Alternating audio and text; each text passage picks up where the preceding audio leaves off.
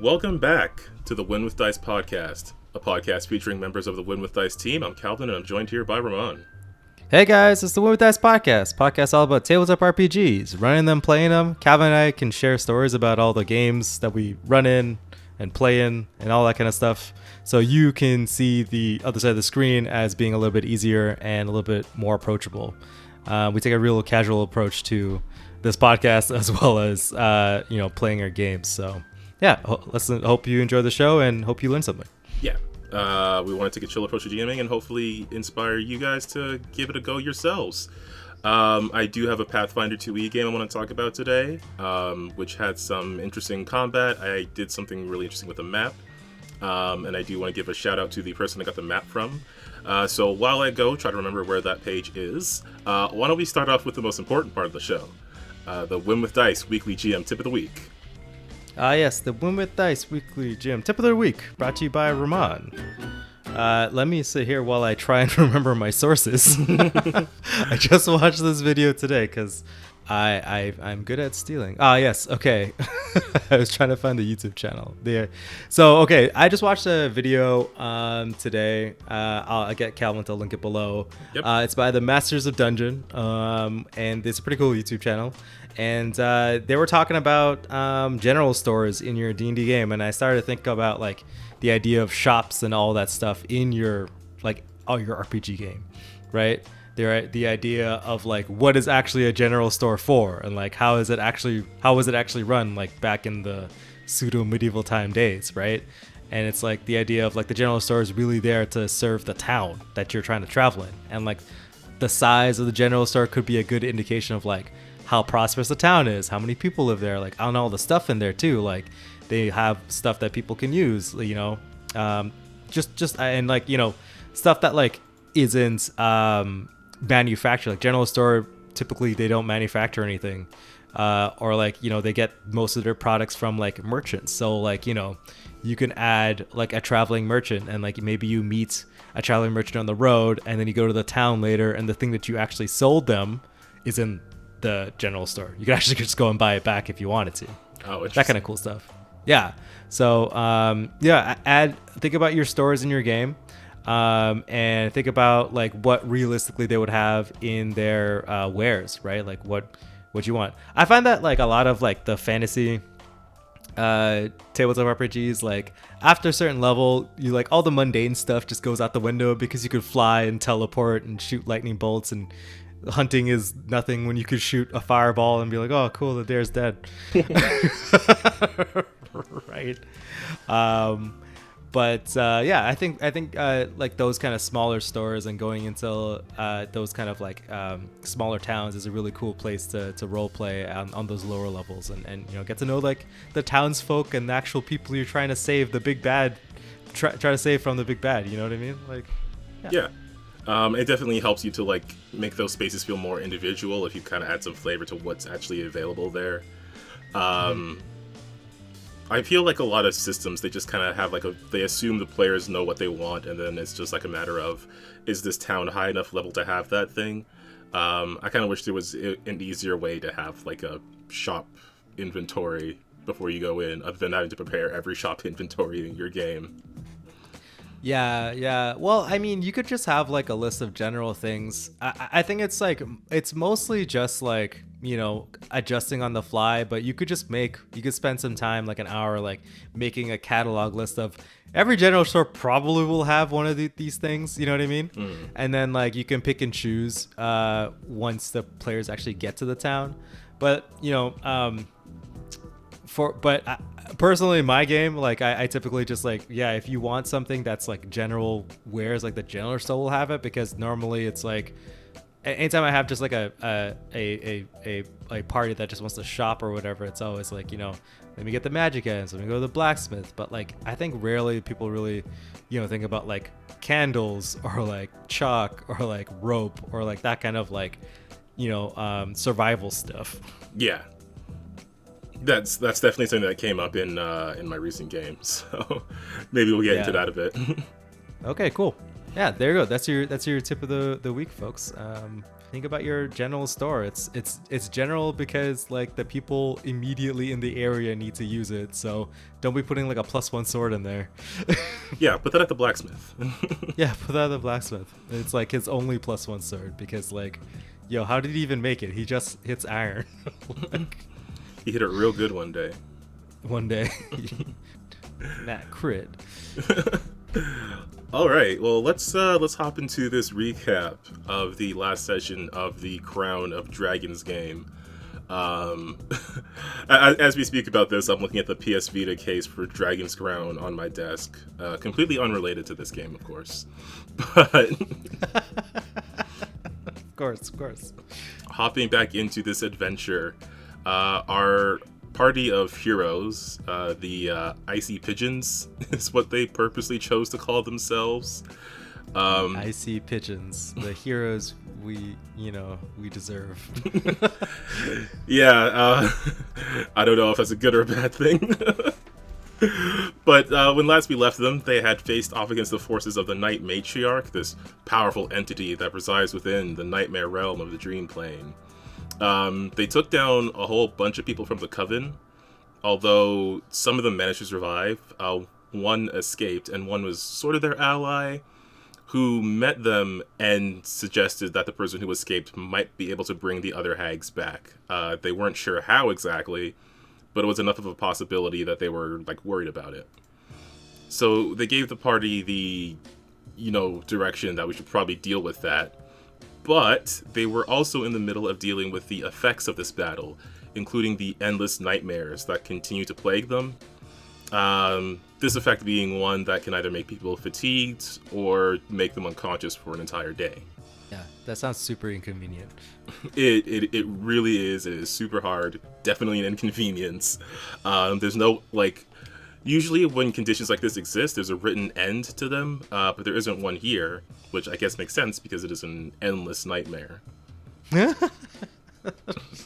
Paizo, what are you doing? Being rude. Jeez, man. So they did set off. They set off southwards, sort of following the trail of this hag. They went to this coastal town of Luly, where they met one of their hag friend's contacts, who told them that their hag friend was heading outwards, east to this lake outside of town, where there was something strange about the lake that caused very little aquatic life to be able to live there. The party was given that direction, but they couldn't make their way there right away because one of their party members was completely asleep. Unconveniently, it was the witch who this whole hag thing sort of centered around. Oh, so they just kind of kicked the can for a day? Basically, there was some debate over what to do with her, but they eventually settled on just bringing her back to the inn and letting her rest up there. They did do some shopping at a magic shop. So what I'm really enjoying about magic shops, or shops in general in this game, is I get to just throw in random characters who exist for 5 minutes, but have some random wacky personality.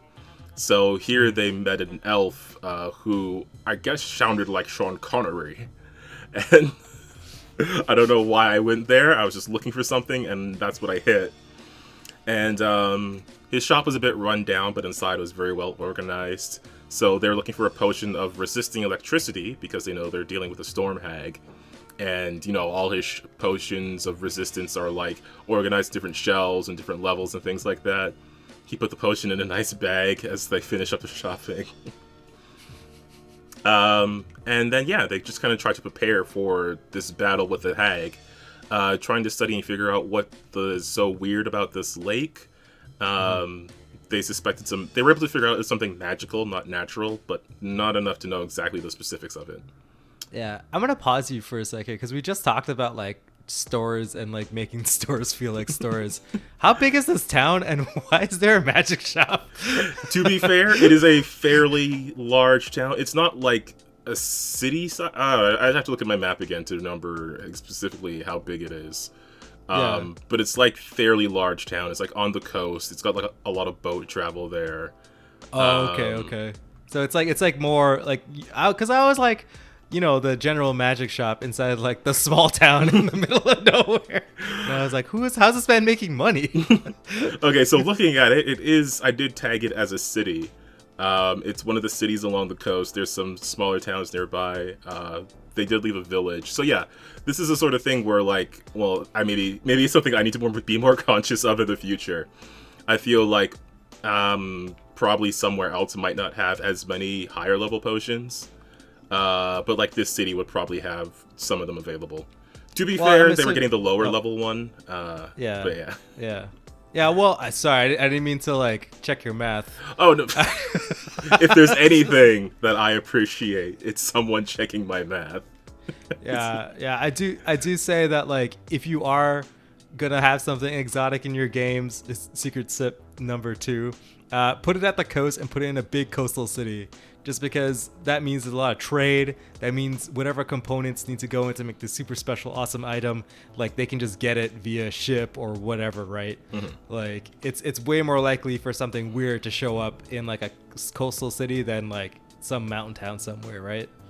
Yeah, and that's not. Admittedly, that's not something I gave like a ton of thought to, but I guess it worked out in this case.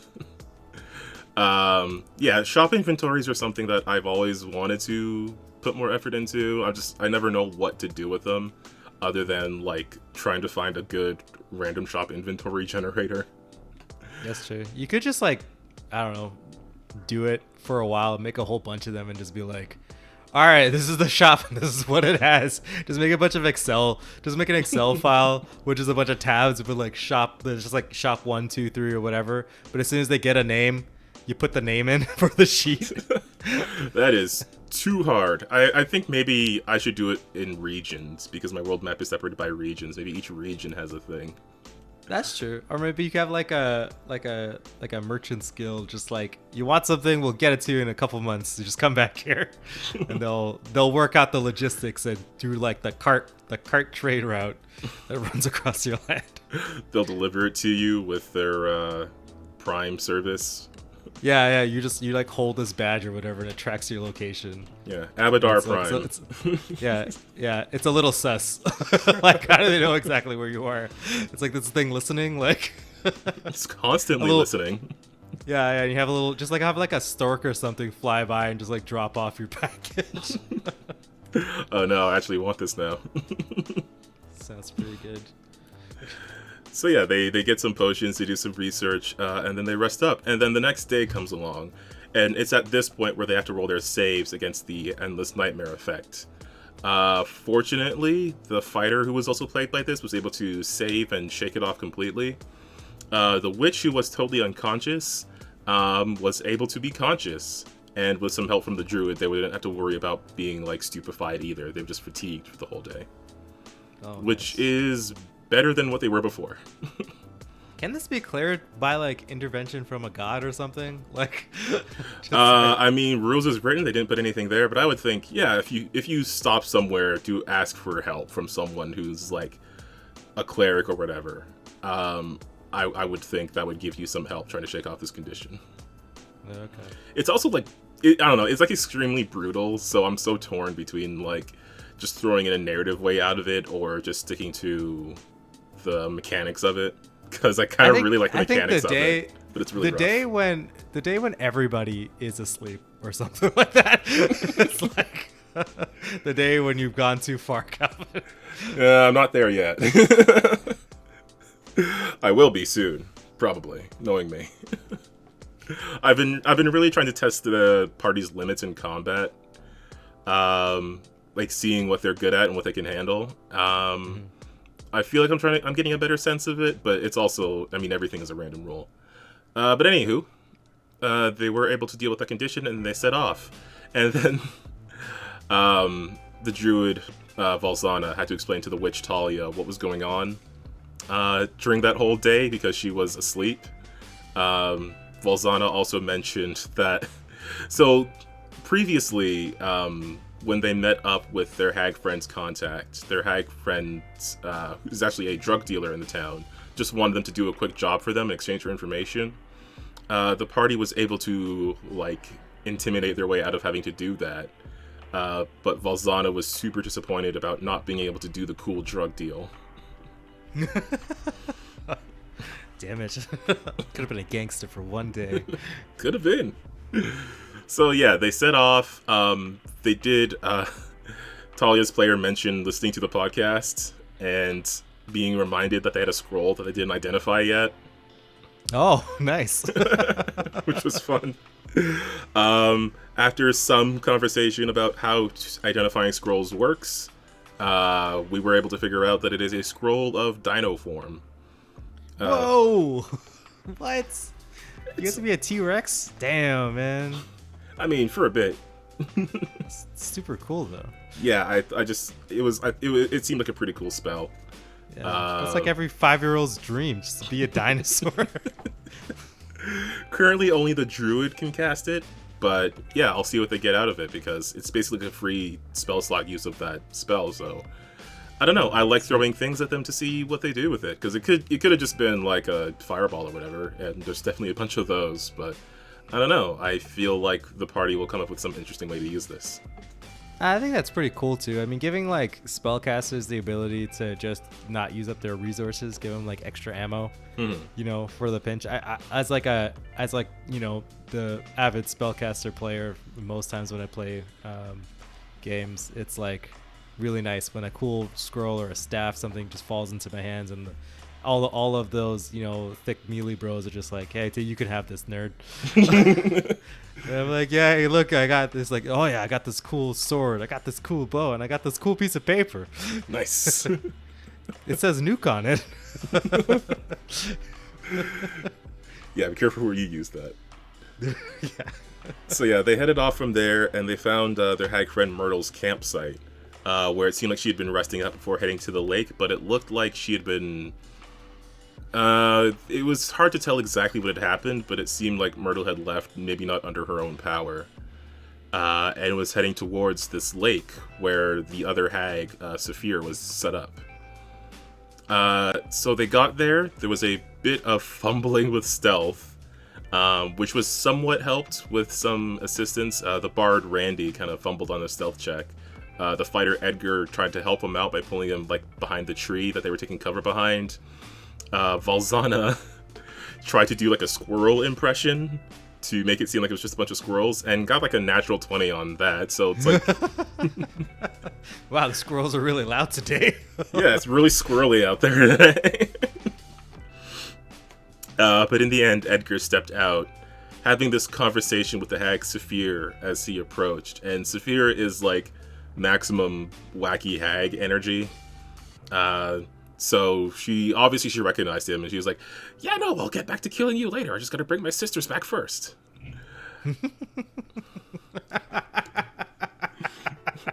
Yes. She mentioned being a storm hag. She mentioned bringing some aquatic life from off the coast into this lake, and saying how it wasn't happy about having to swim through a small river to get there. And as they're approaching, they can see like the place is covered in snow. It's a completely frozen over lake. And this is a map that I do have to, I want to give a shout out to this map maker because I got a whole lot of good use out of this map. Well, it's apparently a collaboration between Crosshead Studios and the Big Bad Evil brand, which has a Patreon, and Crosshead Studios, you can find them on Roll20. I'll have links to their stuff below because I really enjoyed this map. It was actually a series of 3 maps. Each of them being a different stage in an encounter. And I really enjoyed using it, especially in Foundry, which made it pretty easy to switch between the map states. So at first it starts off as this thick frozen lake. There were hints of something beneath the surface, but as Edgar got closer, Saphir was just like, no, too close! And then set off a cloud of mist, and then combat began. Which just prior to that as well, Saphir mentioned that the thing she brought had dragged Myrtle down to the bottom of the lake. Because apparently what the issue with the lake is some sort of dimensional rift. Like a small tear or weak spot between the material plane and other planes of existence. Which is something that I've mentioned multiple times in all the campaigns I've run in this setting. So hopefully someone's noticed it. I wonder if there's like a mystery or something. Maybe it's another sewer note.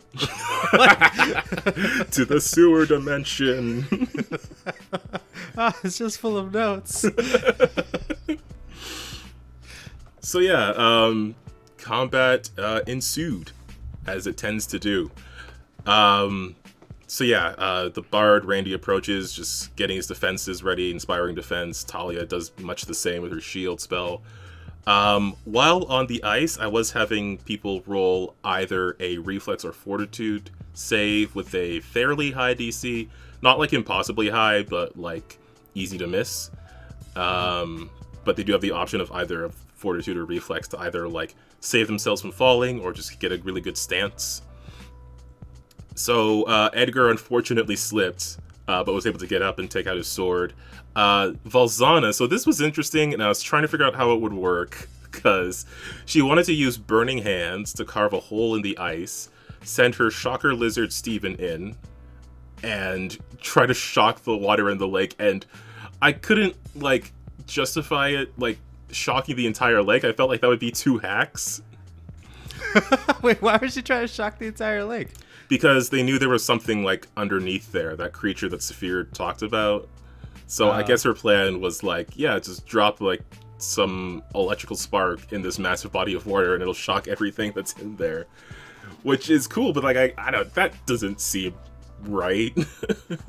Yeah, like... Just explode an entire lake for free.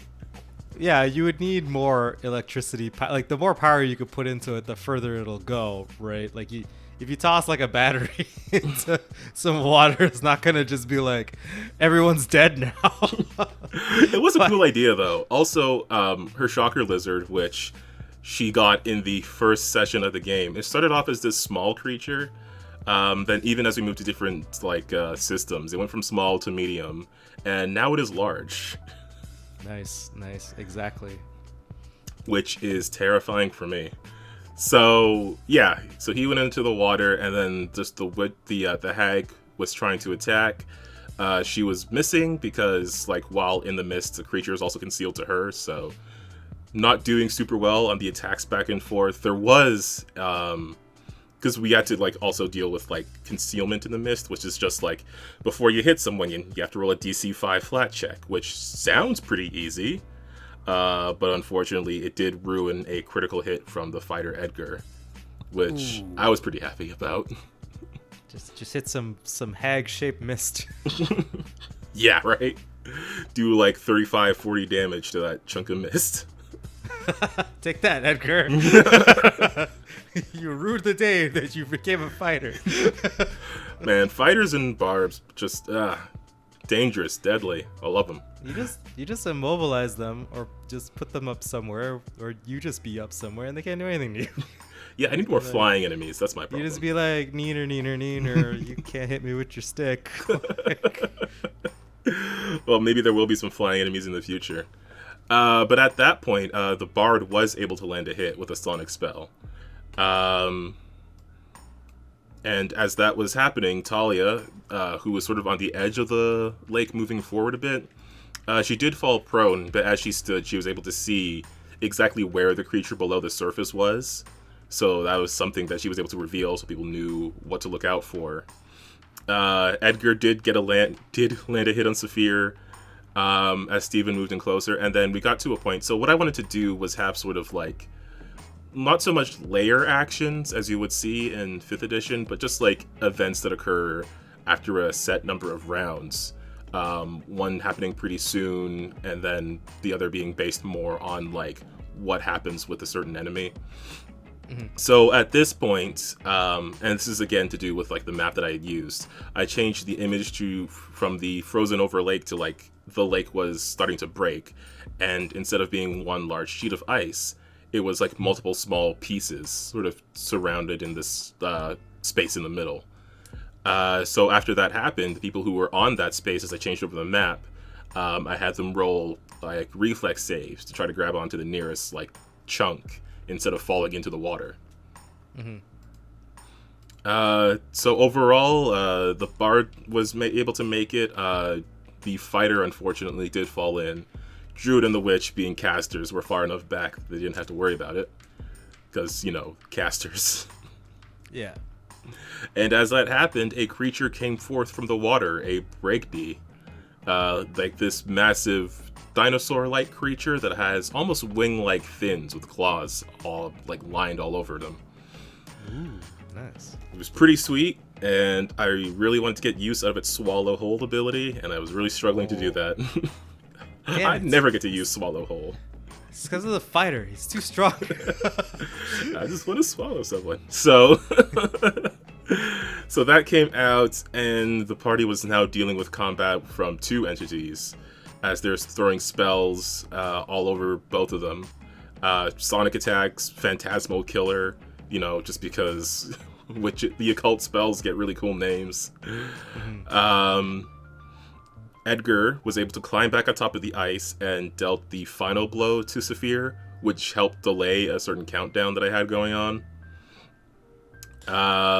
And at this point, I'm really trying to get a gauge on the Druid player because she's been doing some really awesome stuff. And I'm just like, I don't know. It's very unpredictable. So her large shocker lizard, I should say, went to bite the heads off the hag corpses that were lying there, the ones that Saphir intended to try and revive, just to make sure they couldn't be brought back. So Steven was busy tearing into these bodies just to make sure they're completely unrevivable. You have to use like true resurrection to get their bodies back. Yeah. Make it more effort. Which, completely understandable, but also very, very horrifying. Well, I mean, it's like a part of nature, right? Chocolate is like nom, nom, nom, I nom. guess.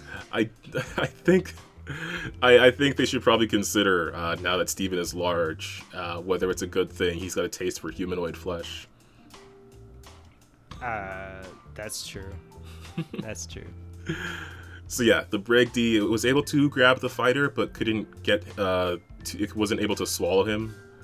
And then the Bard cast Dirge of Doom, which is something that causes like a frightening effect, which really messed with my creature because Frighten really brings down like a whole bunch of your stats.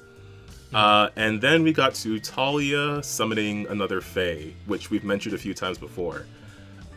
She's able to summon like a sprite, and then she's able to use that sprite to cast the spell Final Sacrifice, which is essentially you blow up your summon to do a whole bunch of d6s worth of damage. Nice. So yeah, like before, it's pretty much been the same sprite the entire time. And whenever they show up, well, at least ever since like the second time when they show up, it's like, oh, I recognize you. Oh no, I know what's about to happen. Nice. So as this sprite is summoned, it looks around and it sees like the distance it is from who it knows to be the player's allies, and it's like, oh, you've got to be more than 20 feet away from the people you like, but close to this big monster you're fighting.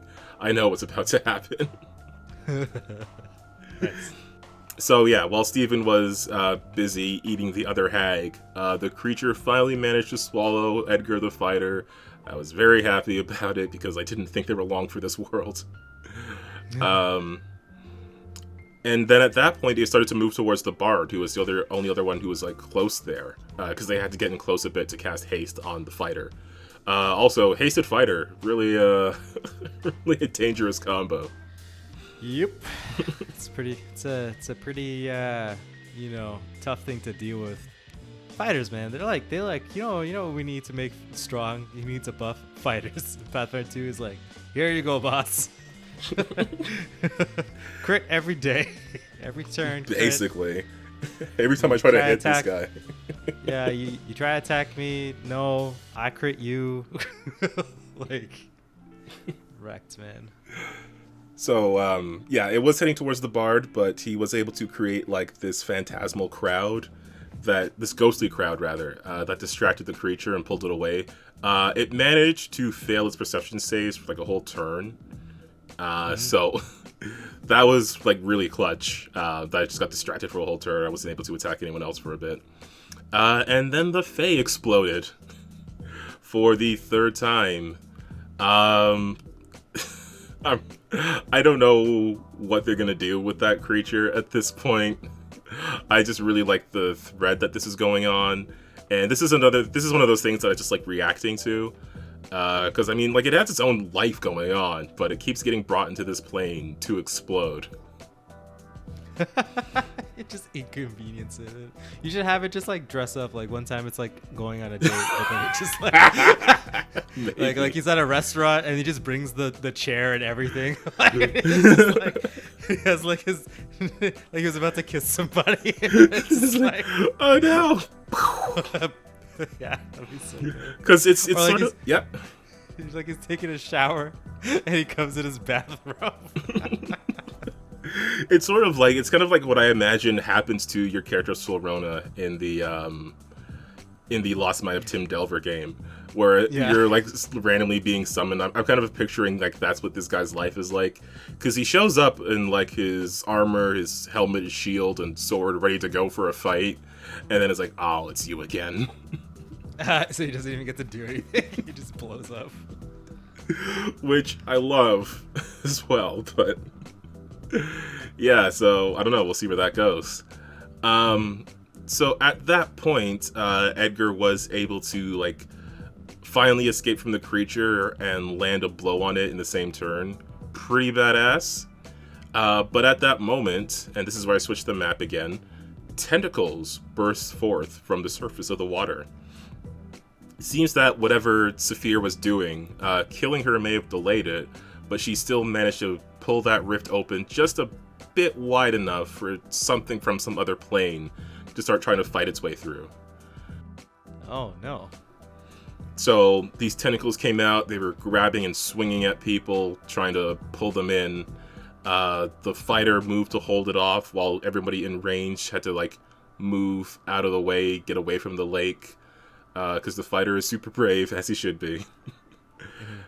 So there was a bit of a battle there. I was using like just some tentacle creature stats, but like super enlarged. Yeah.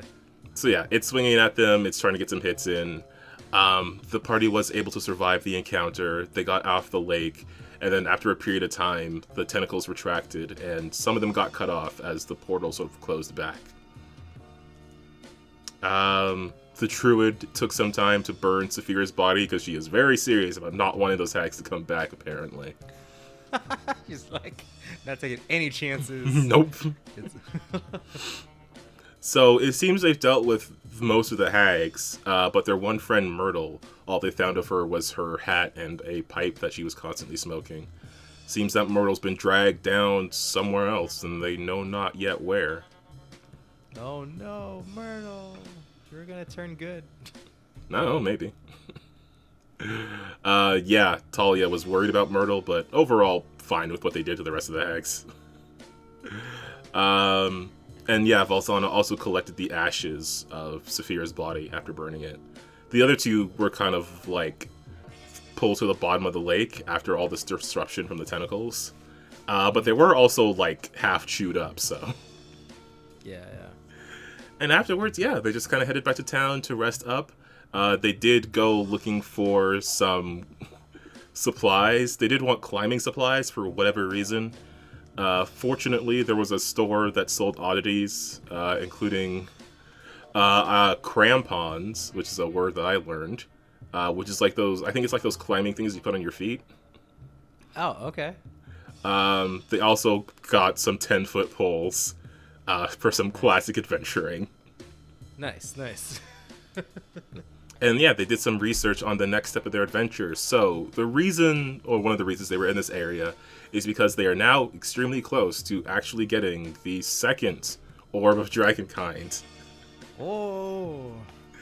Nice. They did some research, and this is something they did back when we were playing at Roll20. They found like locations where certain kinds of dragons would hang out centuries ago. And they found some blue dragons that would use, or are at least popular in the area, of a place called Kelna's Keep. this tower built by this old elven sorcerer who was an expert in planar magic, had his fingers in some different planar things going on around here. Mostly the something that's like larger on the inside than it is on the outside. Sort of ties back to some stuff they've experienced or stuff they've known about already. But as they're researching his keep, they discover that it's sort of constantly shifting. There's like these different rooms separated by hallways, and when you go to a different room, it'll be like a different size, and it'll be pulling energy and creatures from different planes. Okay. It was sort of like the magnum opus of his work. And it's been used by like knights and adventurers and stuff for like training, because the stuff it summons was never like... It was dangerous enough that you get some good experience, but not so dangerous that you can't run away. At least until a few months ago, which happened concurrently with when this whole adventure started. Oh. So it seems like they're no longer using this ancient planar tower for training new adventurers. So now it's just like going at your own risk. Basically. True. They did also find some history about him, and he may have some ties with the ancient lich wizard that used to rule the entire land. Or mayhaps not. It wasn't extremely clear. Maybe they were homies. I don't know. Maybe they just hung out on weekends. Yeah, and all the reports say that Kelna is dead, though they don't have like an actual body. It was just kind of like, he went in his tower and never came out, so what else could he be? And he's probably not dead. I mean, I don't know. I'm just the narrator here. Yeah, Calvin, okay.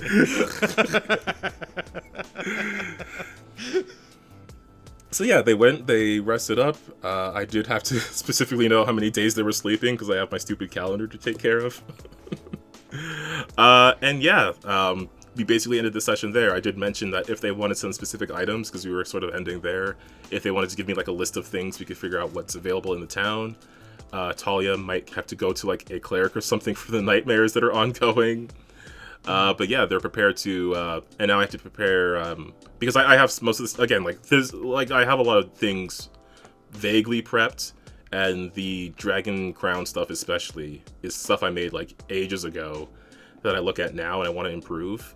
So I want to work on the dungeon that they're going into and what they're going to fight at the end. Because I wrote down a thing and I was like, ooh, I thought that was cool when I wrote it down. Is it still cool now, or do I want to do something different? Yeah, but at least you put like the forethought into it, so it's not going to be like you're doing something from scratch. Yeah. I mean, that's been the saving grace for a lot of things, especially some sessions where I don't feel like I've made enough prep work or put enough prep work in. Just put enough time and prep work in. Fortunately, at some point in the past, I over prepped. Or in some way, I just wrote a bunch of stuff down, and then I had something at least to work with. Yeah. Okay, nice. But yeah, that's where they're at now. Very excited to get back to that. Hopefully, they get some use out of their climbing equipment. Well, you just gotta tell them they have to climb something, and then, yeah, we did it. It's a 10-foot high wall. Oh, great, just the right size for this ball.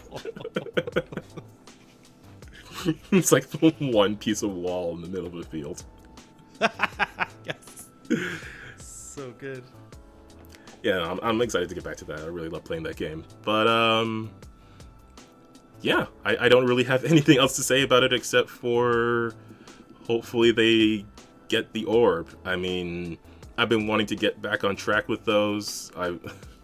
As much as I say that, I keep throwing new things in there because I want to do new things. But they're actually, like, on pace to actually get this thing. Nice. Well, I'm like glad that the witch arc is a little over. As much as I love all of the witch stuff, like I feel like I'm so ready for them to find the just go get an orb. Like it's time. This is it. This is gonna be the orb arc. Yeah, it's like finally get second orb arc, and then it's like another year of tomfoolery, and then you get another one. It's fine. Like, Like, Yeah, I'm in it for the long haul. I'm pretty sure all you players are in it for the long haul. I certainly hope all so. our viewers, all our viewers are in it for the long haul. Like, They were like trying to figure out like where the other ones were, and as we were going over that, I was like, yeah, you're probably not gonna have to worry about that for like a year or two. you guys have to go across the continent again, so something will definitely happen, and you take your mind away from whatever you're doing.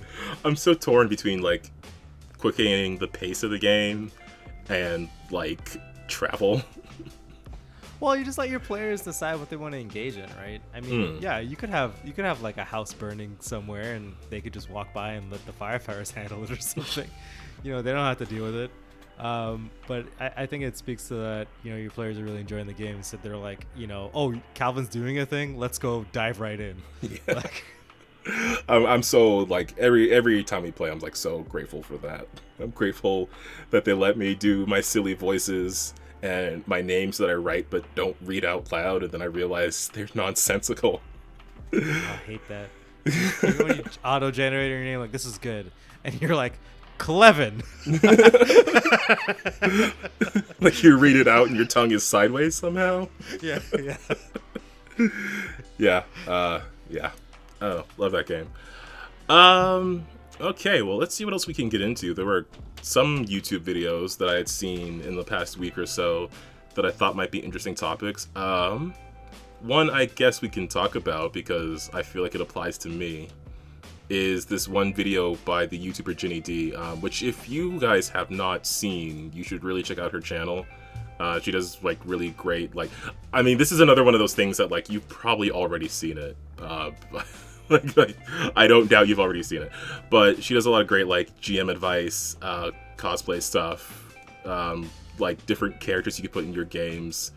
And she did a video recently, which was a piece of advice, the worst DM advice that everyone gives, and I felt pretty called out because I feel like I've given this advice before, but it was mentioning don't over prepare as a piece of advice, and I would recommend watching the video because it went into really good detail about this particular thing, because I feel like I've definitely said this before without being very specific on what I mean by that, especially me being a bit hypocritical when I say that sort of thing. But the thing is, like, I know what over prepare feels like for me when I'm doing something that's like, they're not gonna get here. I need to focus on what they are going to do, even if it's something that like they have a low chance of actually dealing with.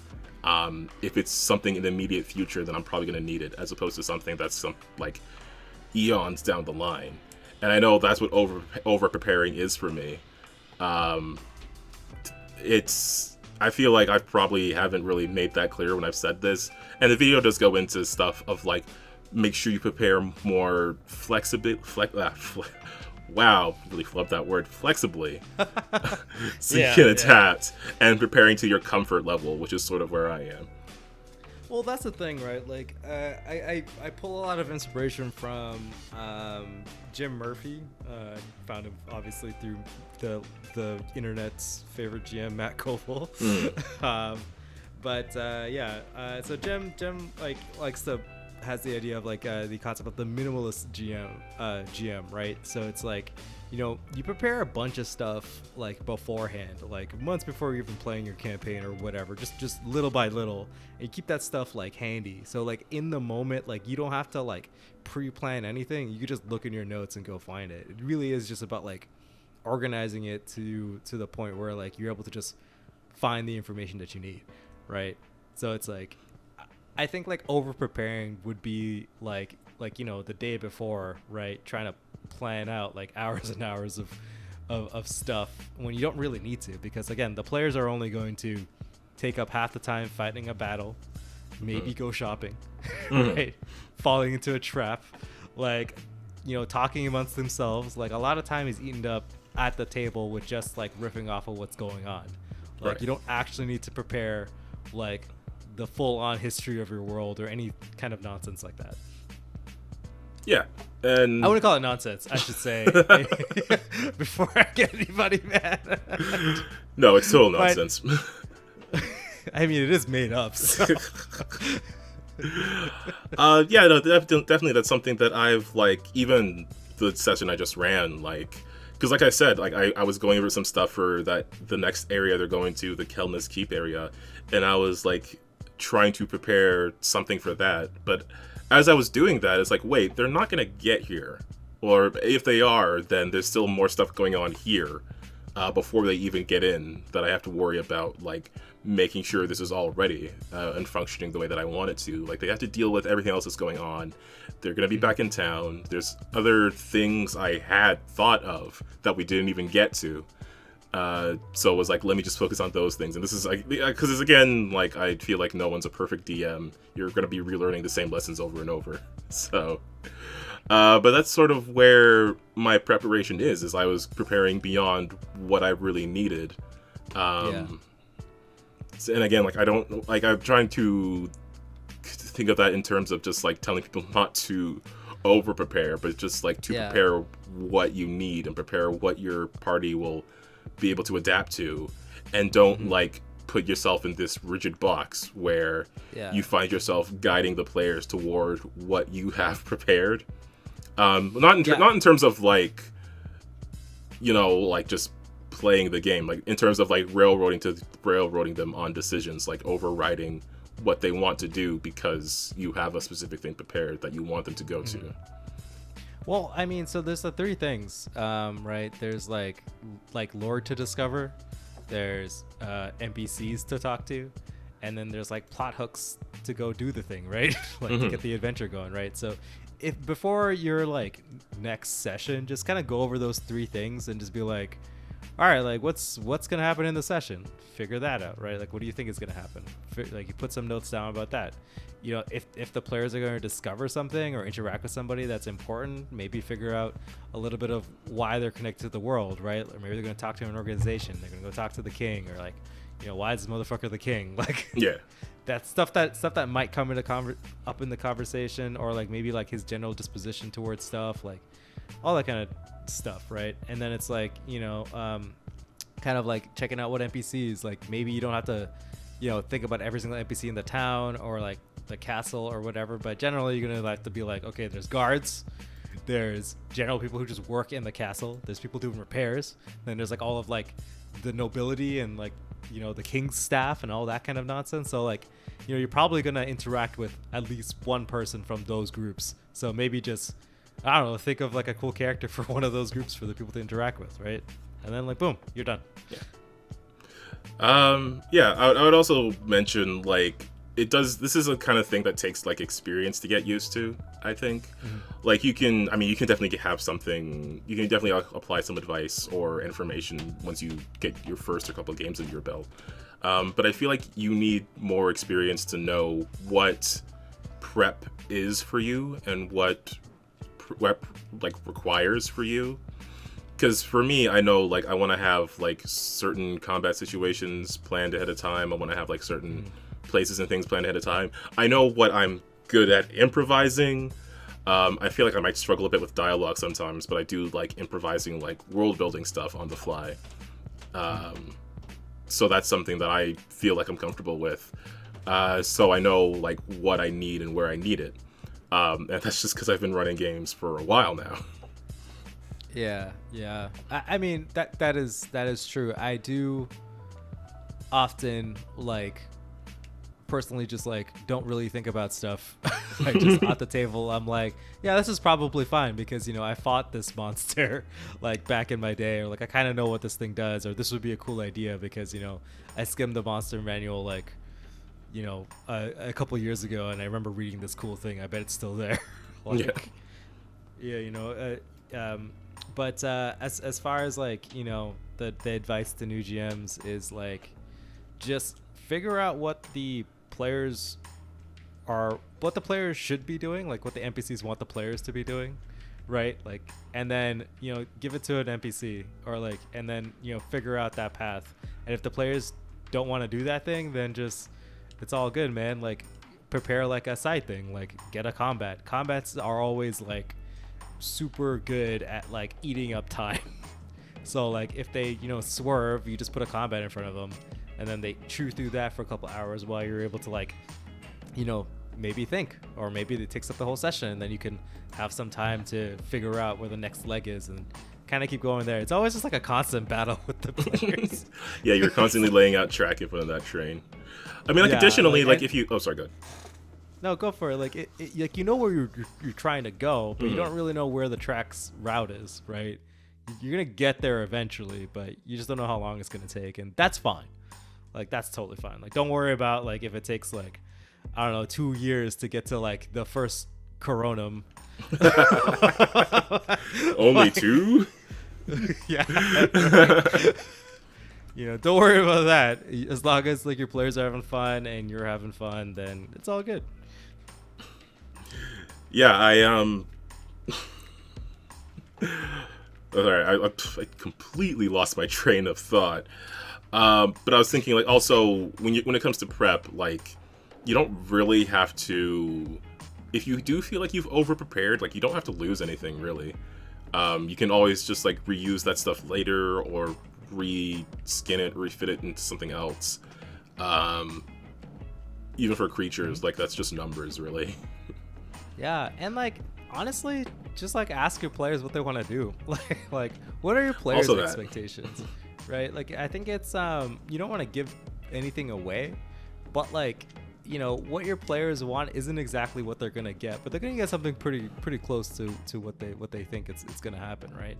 Like, I often ask my players, like, what do you think is gonna happen next? Or, like, maybe on a walk with my wife, I'd be like, hey, what do you want to happen during X, Y, and Z? And, you know, she'll tell me. And then it might happen, it might not, but it'll give an idea of, like, what your player's mindset and, like, what they're looking forward to. And then, you know, you just give it to them. Yeah. And everybody's happy. You included. Yeah, also, like, just asking your players, like, what direction they're going in next. It'll give you the sense of, like, what they want to do and what you should prepare if you're preparing things. Like, that's something I've had to do, especially in situations where they're sort of at a crossroads, where they have, like, a couple or more different options. It's like, well, what do you guys want to do? And then I know what to make sure I have worked out and what to, like, have an idea of, just in case they change their mind. Yeah, well, I think it's good too, because, like, it builds, like, it lessens that wall between the players and the GM, right? It's like we're all in it together. We're all, like, even though I'm controlling all the bad guys and doing all the bad guy voices, like, I still, you know, want to tell the story with you, right? I'm a part of this journey as much as any of the heroes. I think it makes everything a little bit more collaborative and less antagonistic. Yeah, I mean, that's always been my mindset. Like, I'll crack jokes and stuff, just because I like to be a bit of a butt sometimes. But I don't know. I really like the characters and the players I get to play with. I always want to see their characters go somewhere. I always hate when a character actually dies, because then it's like, well, now we can't do more stuff with that character. They're not around anymore. And even though the player's still around, even though you get a new character, there's always just those threads that get cut off. I mean, I think that in, like, a long campaign, it's definitely, like, the dice. You're storing so many dice over so many years. Like, eventually it's gonna go south. Like, oh yeah, no, like, assuredly, like, it certainly hasn't been intentional on my end. Even when I'm trying to purposely trying to make combats difficult, I'm never, like, aiming to kill someone. Maim, sure, why not? But, like, I don't know. I don't think I've ever approached the combat with the intention to kill. I've approached combats knowing, like, what character might be the most dangerous and what I have to deal with. But I don't really, like, I don't want the character to die, because their story is always interesting. That's true. I mean, I think that, like, I boast of how much of, like, you know, a killer DM I am, and, like, how I'm always out for blood and stuff like that. But I mostly, because I usually arm my players with nukes. I'm like, I guess I have to ratchet this up, because I want you to use all these cool items they gave you. You know what I mean? And like that's the fun for me. It's like, you know, look at these crazy strong heroes. Like, what can I actually do to challenge them? And then put them in situations where they have to scratch their head, being like, man, I have this nuke in my hand, but it's like, I don't think it's enough. But, you know, it was just enough. As it tends to be. Yeah, no, I really do also like getting use out of custom items. They did get some use out of some custom items the other day. As a joke, I kind of statted out some Monster energy drinks. Oh, nice. Back when they got a cart that was sponsored by Monster, I made stats for like themed energy drinks that have like they're named after different creatures and they have different effects that are like tied to the creature. So like there's like Direwolf and Red Dragon and Giant Eagle and stuff, and they got some use out of the Stone Giant one because they were trying to help out Talia doing her Fortitude saves. Oh, nice. That's pretty cool. That's like some serious advertisement for that the fake Monster energy drink. Yeah, so there's, I don't know why I'm talking about this, but there's like the regular one, and then there's the extreme one, and when you use the extreme one, there's like this, oh yeah sound when you open the bottle. Nice. Yeah, it's pretty cool, man. I love custom items. They're like one of my favorite things about running the game. You get to just, make up some shit that the designers are like, that's probably too strong. And you're like, it's fine. Just do it anyway. Yeah, no. I think one of my favorite custom items. Well, I guess it's not even like a custom item. I just like the fact that like Macy can throw her giant mace and it also can cast fireball at the same time. Like, that is nuts. I love Arturus, the Star Sword. I forget the actual name because it's been actually years since we played that game. Where like if you just land a crit, you're just able to make a free attack, which can continually to decimate people. I think it's pretty awesome and like overpowered to the point where like, yeah, if it was ever in the hands of a fighter, then it might actually be a problem. But I just have to pad out the hit points a little bit.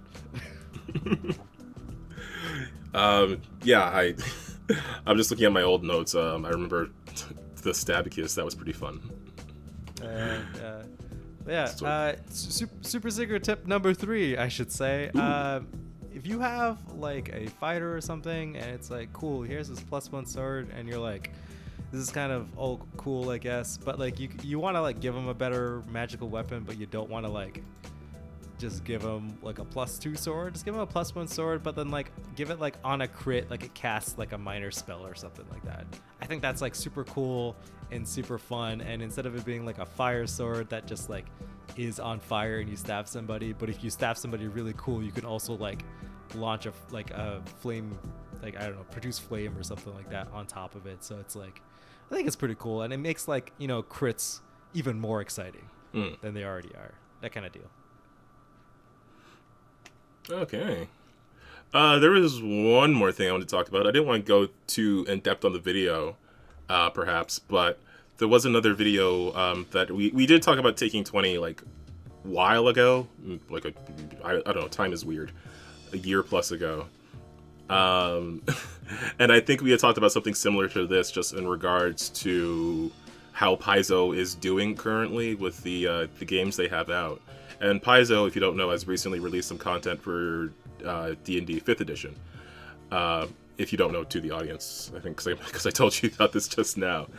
And the Taking 20 video was sort of about, like, what is this implying for the future of, like, Pathfinder and Pathfinder 2e?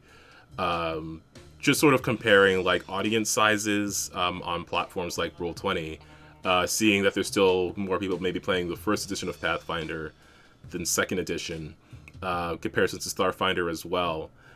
And just, like, I don't know, I still don't feel like, even looking at the information he's presented, and I get the argument he's making, I don't feel like Paizo's in a very vulnerable position. I feel like they're just reaching out to another audience, and perhaps either bringing that audience into the Galarian setting of Pathfinder, or just, like, 5th edition is a very big audience. There's a ton of people out there who have only ever played 5th. That's the only thing they know. So I get why a publisher the size of Paizo would want to put something into 5th edition. Mm-hmm. Yeah. I think that, like, the big selling point of Pathfinder is Galarian and, like, their rich like really really nice and rich setting, right? Like there's just so much going on and it's so cool and stuff like that, and it feels like distinctly different from D&D and all of their stuff, right? So yeah, no, I don't think Paizo's in a bad place. I just think that like realistically, like people who wanted to play the original Pathfinder came in from the pushback, or like the want to not play fourth edition, right? That's like that's where like a lot of that crowd is, like me being included. I started playing because we didn't switch to fourth when it came out. We started playing, actually my first ever D&D game was in fourth.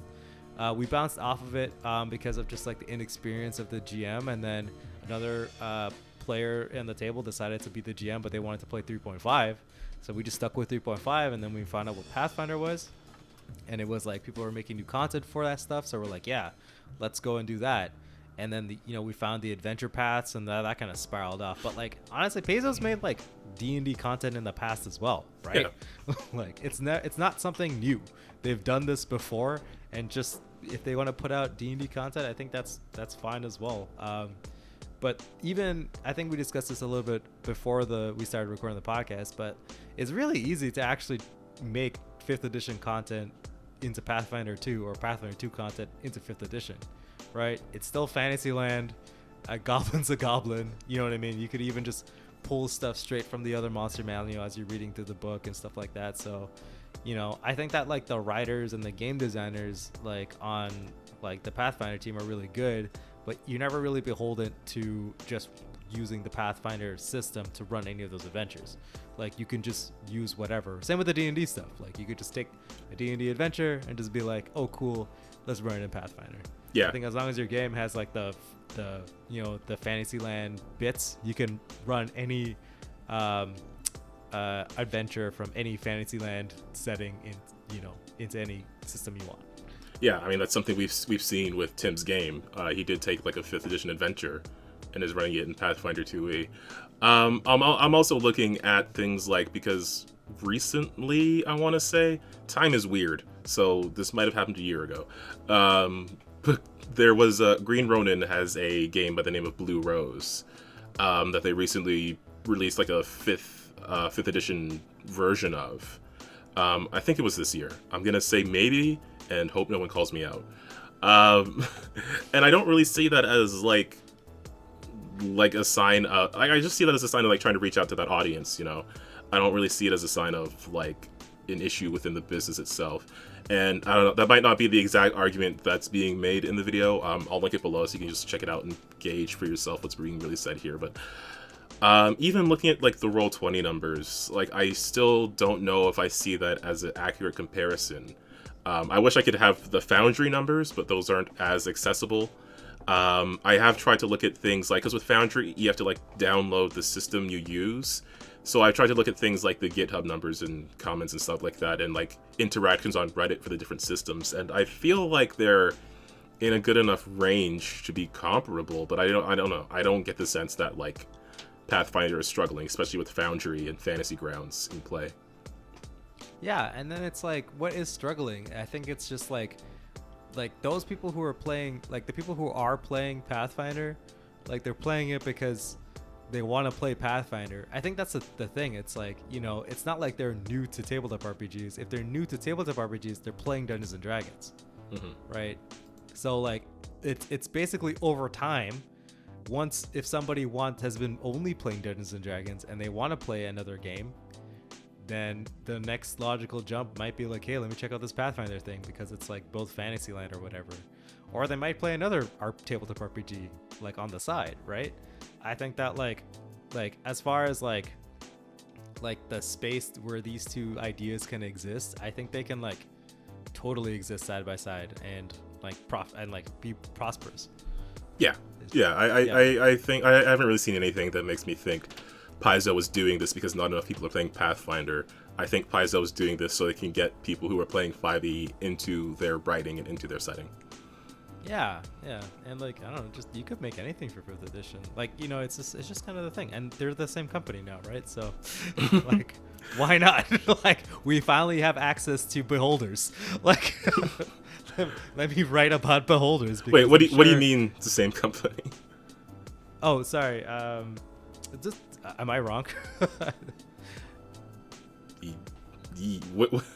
I don't know what you mean, so I don't know how to answer that. Oh, like, which are the same company? Oh, Hasbro. That's what it was. Oh. Because Hasbro bought Paizo, and Hasbro also owns Dungeons and Dragons. Okay, that's what you mean. Okay. Yes. My apologies, friends. Are you sure that's not like an April Fool's thing? I don't remember hearing about this. Oh, am I wrong? I guess I might be wrong. Okay, well, that might be an April Fool's thing. Lol. Definitely got me. I was like, oh. All the threads I'm seeing about it are from April, so I'm gonna assume. I know. I was like, oh my god, I read that, and I was like, oh, I guess that's real, and then just moved on with my life. I Loki, about my job, like in the real life, like I just hear people getting acquired like left, right, and center. So Fair. I don't even bat an eye, like, you know, billion-dollar companies being bought out. So I'm just like, yeah, whatever. Close page. But anyway, thanks for calling me out, Calvin. Appreciate it. Hey, no worries, man. We're all learning here. Shit, that's embarrassing, being an internet person. No, it's fine. It makes us real. Yeah, I think we should just call it here. Yeah, I think that's going to be the episode for now. Thanks so much for hanging out and listening. Very excited for what we've got going on and in the future. Got a bunch of stuff that we can talk about. Links below, you'll see a whole ton of Lancer stuff you can go and check out, such as Vex's newest chapter for In Golden Flame, as well as the previous Kickstarter, one of the Kickstarters we had been talking about before, the Kickstarter for Field Guide to Liminal Space.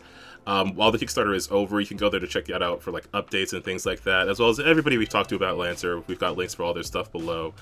Additionally, links to the couple of videos we just talked about and the map that I talked about. This is me reminding myself in the future to have those links. As well, links to the Untold Stories project, where I'm at every week playing in their Star Haven-based superhero game. Superheroes in space, basically. Having a lot of fun with that as well, because this has been announced by now, and when this goes out, you'll see it.